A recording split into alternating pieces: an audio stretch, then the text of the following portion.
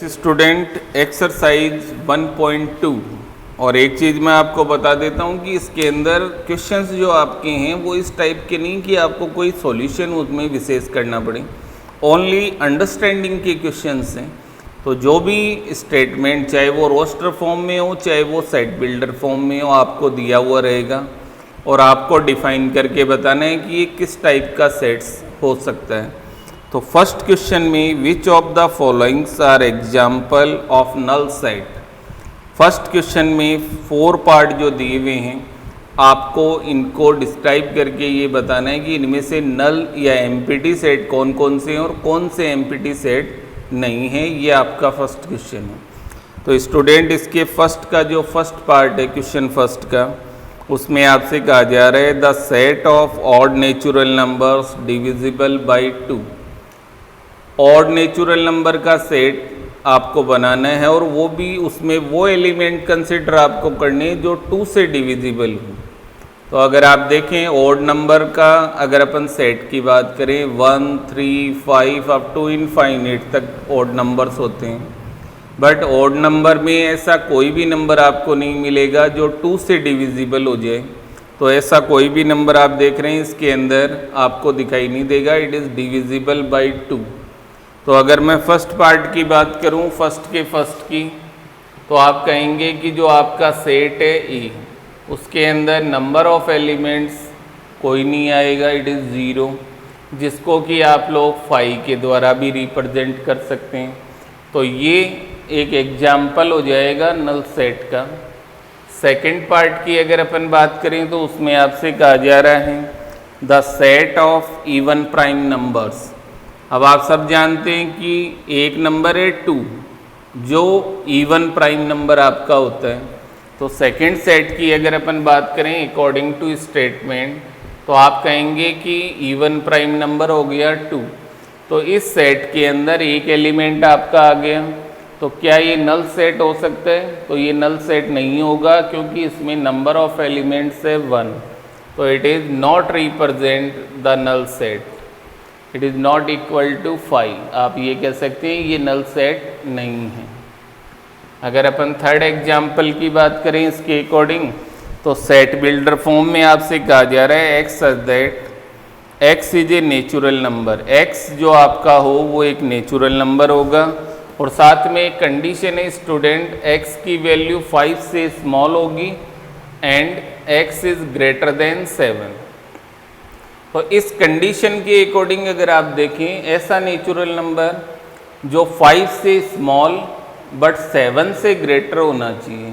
तो I think आपको ऐसा कोई नेचुरल नंबर नहीं मिलेगा जो 5 से स्मॉल हो और 7 से ग्रेटर हो। अगर 5 से स्मॉल लेंगे तो 1, 2, 3, 4 और ग्रेटर देन 7 लेंगे तो 8 टू अप टू इनफाइनाइट हो जाएंगे। तो ऐसा कोई भी नंबर नहीं है जो दोनों कंडीशन को सेटिस्फाई करे। तो जो इस स्टेटमेंट के अकॉर्डिंग आपका सेट बनेगा इज इक्वल टू 5, उसमें कोई भी एलिमेंट्स नहीं आएगा and it is represent the example of null set.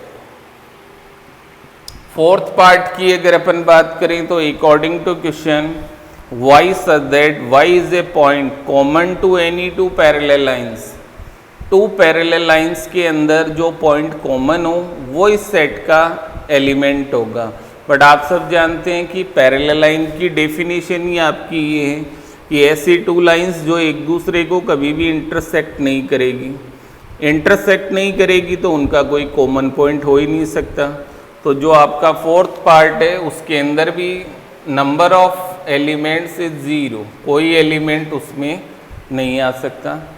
तो there are 4 parts of question first, उसमें से आप देख रहे हैं स्टूडेंट फर्स्ट, थर्ड और फोर्थ ये तो एक एम्प्टी सेट के एग्जाम्पल्स हैं, but second part is not satisfy the condition of empty set. तो ये आपका क्वेश्चन नंबर फर्स्ट कंप्लीट हो जाएगा student. Yes student, in question number second की अगर अपन बात करें तो वही इसके अकॉर्डिंग आपसे कहा जा रहा है which of the following sets are finite और इनफाइनाइट।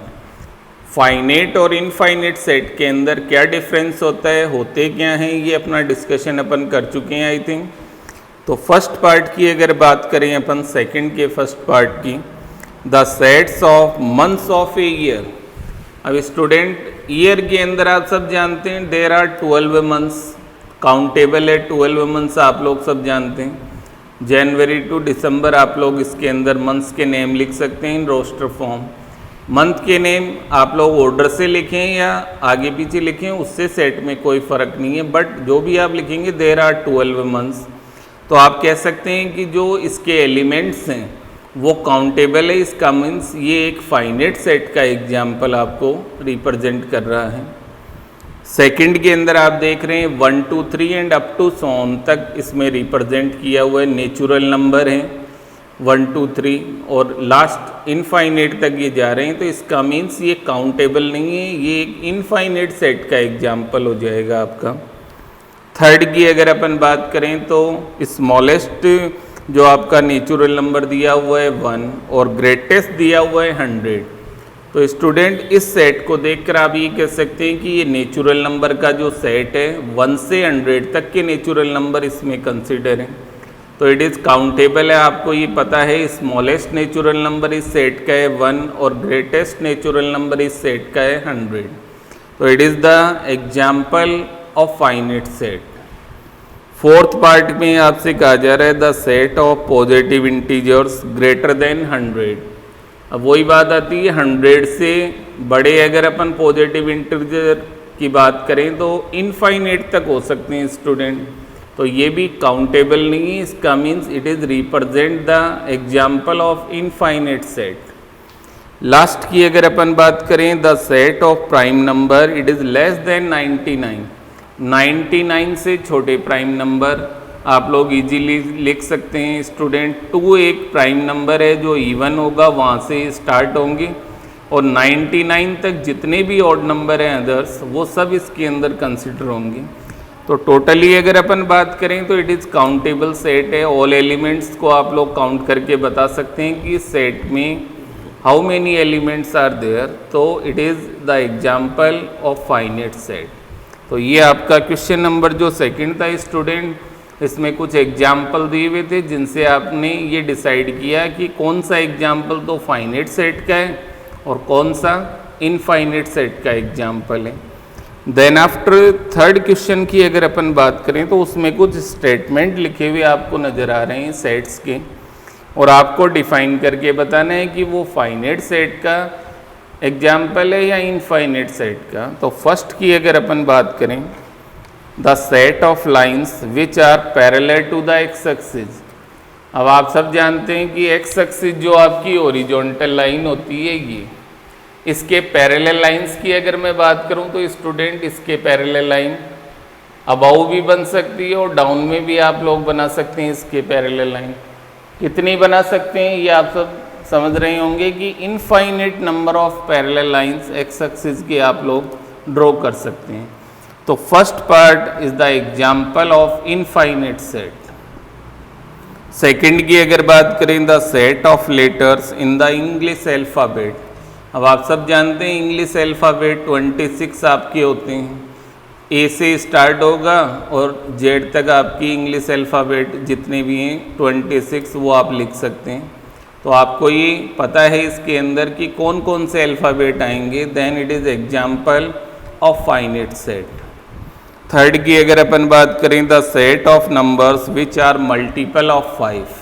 अब 5 के मल्टीपल की अगर आप लोग बात करेंगे स्टूडेंट तो स्टार्टिंग तो आप कर देंगे 5, देन आफ्टर 10, 15, 20, बट एंड क्या होगा ये आप लोग नहीं बता सकते। इसका means it is the example of infinite set. Then after अगर फोर्थ की बात करें अपन the set of animals living on the earth. जैसे स्टूडेंट पॉपुलेशन होती है, आप लोग सब जानते हैं पॉपुलेशन का काउंटिंग हर 10 ईयर के बाद में की जाती है, वैसे ही एनिमल्स की भी काउंटिंग होती है पॉपुलेशन की।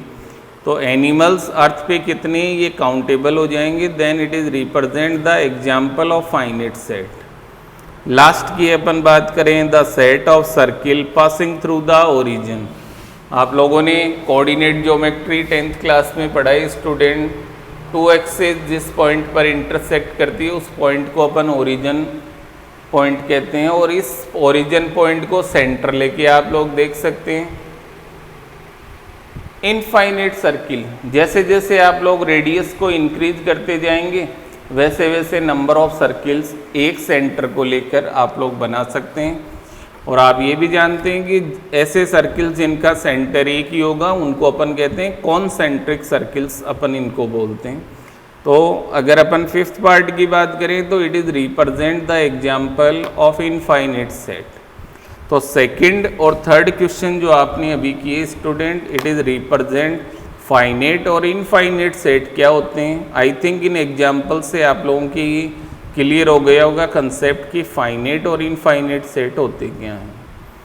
क्वेश्चन नंबर 4 की अगर अपन बात करें तो टू सेट्स के पेयर आपको नज़र आ रहे हैं, एक ए सेट के द्वारा और एक बी सेट के द्वारा रिप्रेजेंट है। आप लोगों को चेक करके बताना है A equal to B and it is not equal to. A B जो दो सेट्स हैं वो इक्वल हैं या इक्वल नहीं हैं, ये आपको डिफाइन करना है। क्वेश्चन नंबर 4 का जो फर्स्ट पार्ट है उसमें जो ए सेट के एलिमेंट हैं A B C D, there are 4 elements A B C D. और बी सेट की अगर आप बात करें तो उसमें भी 4 एलिमेंट्स हैं और वही 4 एलिमेंट्स हैं जो ए सेट में, बस उनका ऑर्डर अलग है, डी सी बी। तो अगर इन दोनों सेट्स को आप लोग ध्यान से देखें स्टूडेंट तो आपको क्लियर नज़र आ रहा है कि दे आर इक्वल सेट्स, क्योंकि नंबर ऑफ एलिमेंट भी सेम है और जो एलिमेंट्स हैं वो भी आपस में इक्वल हैं। तो देन फर्स्ट पार्ट में आप कह सकते हैं A equal to B. Second part में ए सेट के एलिमेंट हैं 4, 8, 12, 16, there are 4 elements. Second set B में 8, 4, 16, 18। तो यहाँ आप देख रहे हैं स्टूडेंट नंबर ऑफ एलिमेंट्स तो दोनों में सेम है बट ईच एलिमेंट इसमें सेम नहीं है। फर्स्ट सेट में आप देख रहे हैं 4, 8, 12, 16 आ रहे हैं, जबकि सेकंड में 8, 4, 16 और 18 आ रहा है।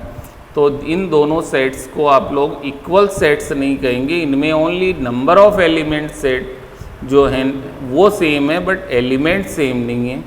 तो A is not equal to B in second part. Third part की अगर अपन बात करें तो ए सेट के अंदर जो एलिमेंट्स हैं 2, 4, 6, 8, 10, 5 एलिमेंट्स हैं, इवन नंबर्स हैं। तो इसके अंदर आप ये कह सकते हैं कि 10 तक जो इवन नेचुरल नंबर हैं उनको कंसिडर किया गया है ए सेट में। और अगर मैं बी सेट की बात करूं सेट बिल्डर फॉर्म में, x such that x is positive even integer and x is less than equal to 10। तो इस सेट बिल्डर फॉर्म को अगर आप लोग रोस्टर फॉर्म में कन्वर्ट करेंगे तो 10 या 10 से छोटे इवन पॉजिटिव इंटीजर आप लोग क्या लिख सकते हैं स्टूडेंट, आप कहेंगे 2, 4, 6, 8 और 10। तो वही एलिमेंट जो ए में है वही बी के अंदर आपको प्रेजेंट मिलेंगे जब आप इसे रोस्टर फॉर्म में लिखेंगे। तो आप देख रहे हैं ए और बी दोनों के अंदर नंबर ऑफ एलिमेंट भी सेम है और जो एलिमेंट्स आएंगे वो भी आपस में इक्वल आ रहे हैं। Then A equal to B in third part. Fourth part की अगर आप बात करें तो ए सेट में आपसे कहा जा रहा है x that x is a multiple of 10। अब 10 के मल्टीपल आप जानते हैं 10, 20, 30, 40 एंड अप टू इनफाइनाइट तक आप लिख सकते हैं। बी सेट की अगर अपन बात करें इट इज़ 10, 15, 20, 25, 30। तो ए और बी दोनों ही इनफाइनाइट सेट हैं स्टूडेंट, बट इनके अंदर आप ये कह सकते हैं कि 15 जो बी में आ रहा है वो ए में नहीं आएगा, 25 नहीं आएगा ए में। देन इस सेट का अगर बी का पैटर्न देखें तो नेक्स्ट एलिमेंट 35 है जो ए में नहीं आएगा। Then A is not equal to B in part fourth. तो सेकंड 1.2 एक्सरसाइज के 1 to 4 तक क्वेश्चन आज अपने डिस्कस हो गए हैं।